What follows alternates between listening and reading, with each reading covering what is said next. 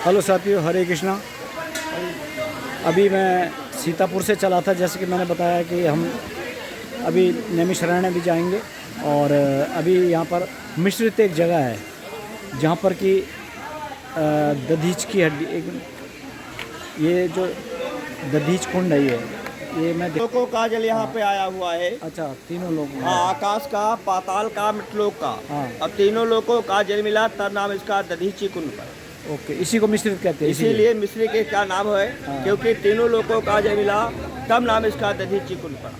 महर्षि जैसे दधीच देख रहे ने हैं कि दधीच कुंड भी दिखाता हूँ मैं आपको। महर्षि दधीच ने जीवित ही बैठ करके अपने शरीर ये में दधीच कुंड है।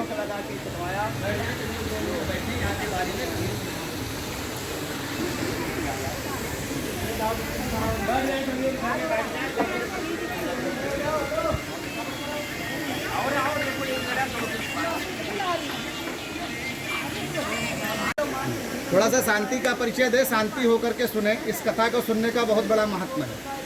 पद्म पुराण में दिया है, मिश्रितम चा महात्मनम गरिष्ठ पाप नाशनम यस्वत्ता पापभ्यो मुच्यते न संशया।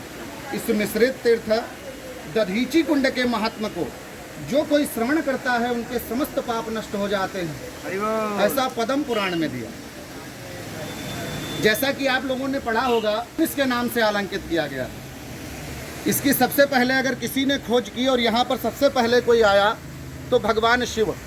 जितनी भी कथाएं प्रारंभ हुई वो माता पार्वती ने भगवान शिव से सुनी हुई है। एक समय कैलाश पर्वत पर बैठे हुए आनंद मुद्रा युक्त माता पार्वती ने भगवान शिव से पूछा कि हे भगवान, आपने जो ये सृष्टि निर्मित की है, ये वनों के बगैर अधूरी है।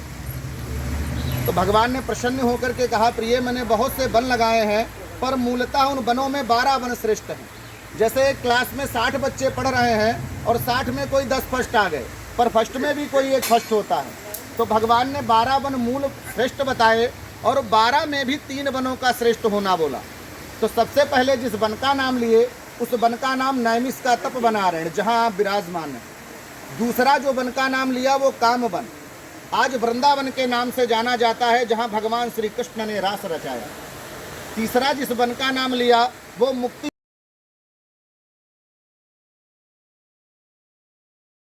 नैमिष विख्याता सिद्धिदाता।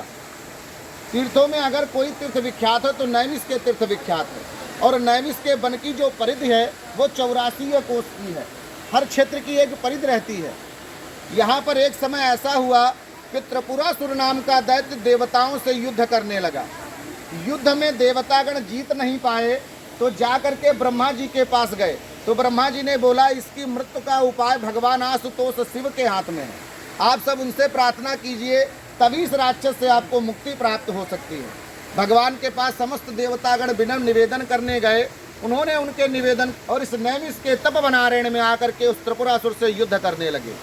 युद्ध इतना भीषण चला कि एक समय उनके वाहन श्री नंदी जी प्यासे हुए और प्यास से कांपने लगे। जब उनको ज्ञान प्राप्त हुआ, आज कलयुग में उदाहरण दे दीजिए तो वाहन हम लोगों की गाड़ियां हैं।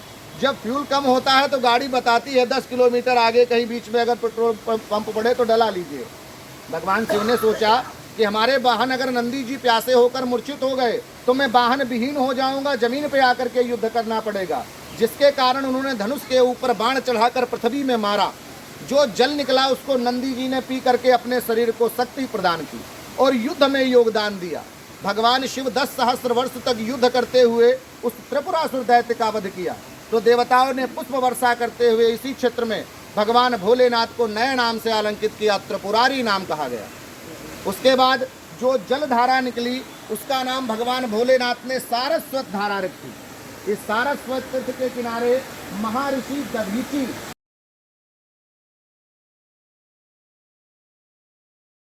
एक समय ऐसा आया कि इंद्र के गुरु बृहस्पति जी इंद्र के क्रियाकलापों से असंतुष्ट होकर के उनका गुरुपद छोड़ दिए।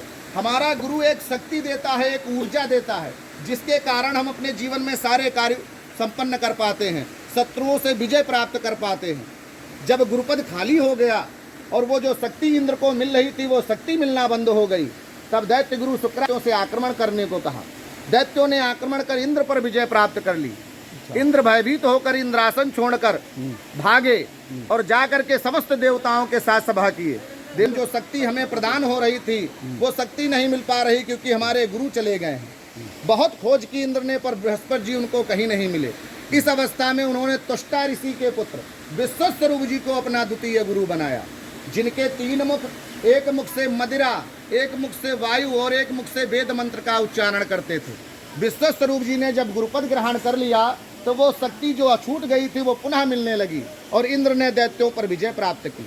एक दिन विश्वस्वरूप जी यज्ञ में आहुतियां दे रहे थे, तो आकर के दैत्य माता दिति ने कहा, जैसा कि 2 माताएं हैं, काश्यप ऋषि की 2 धर्मपत्नियां, एक का नाम अदिति, एक का नाम दिति।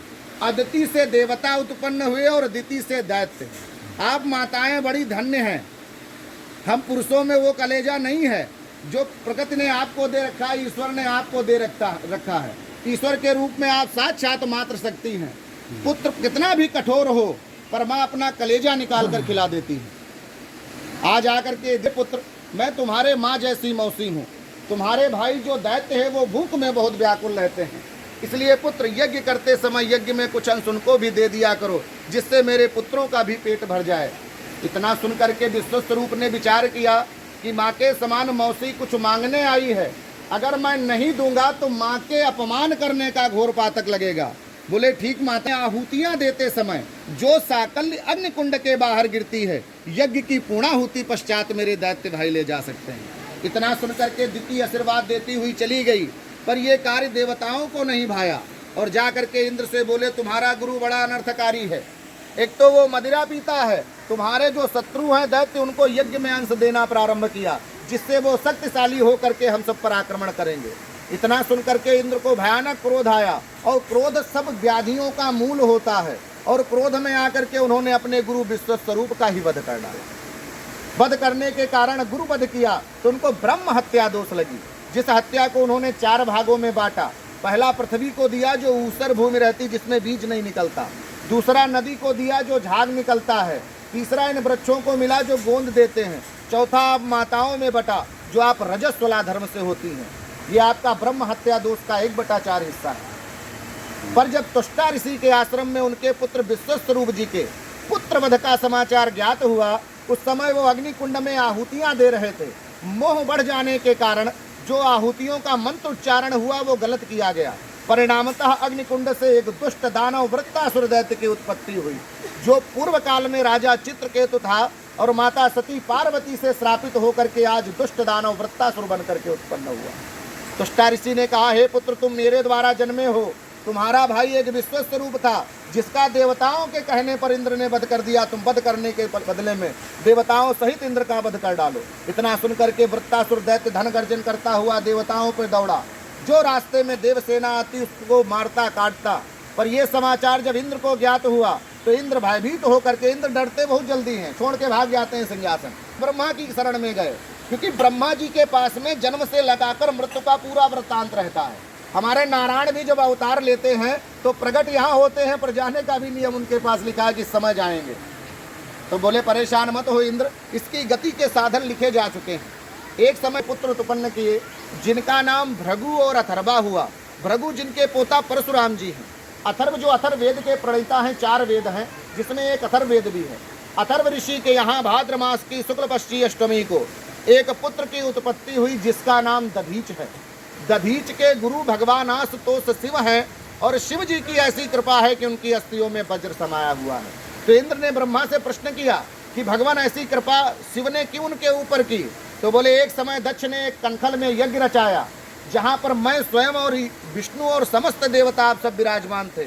याद करो इंद्र, जहाँ पर दक्ष का इतना बड़ा प्रभाव था कि हम जिह्वा नहीं हिला सकते थे, वहाँ दधीच ने खड़े होकर निर्भीक होकर कहा था कि हे दक्ष, इस यज्ञ का कल्याण नहीं हो सकता, क्योंकि कल्याण रूपी भगवान शिव नहीं है। तब शिव ने प्रसन्न होकर के उनको 3 वरदान दिए। एक इच्छा मृत्यु का, दूसरा उनका जो गुरुपद रिक्त था उसे ले लिया, और तीसरे उनके शरीर में वज्र की शक्ति उत्पन्न की कि अगर नारायण भी तुमसे दे तो तुम्हारे शरीर पर निष्फल जाएगा। इतना सुनकर इंद्रादि देवता यहाँ आए और महर्षि दधीची के सम्मुख खड़े होकर के पूरा वृत्तांत बताया, जिसे सुन करके उनके मुखमंडल पर प्रसन्नता छा गई। बोले, राजन, मेरा अहोभाग्य है कि देवता मेरी नश्वर अस्थियों की याचना करने आए।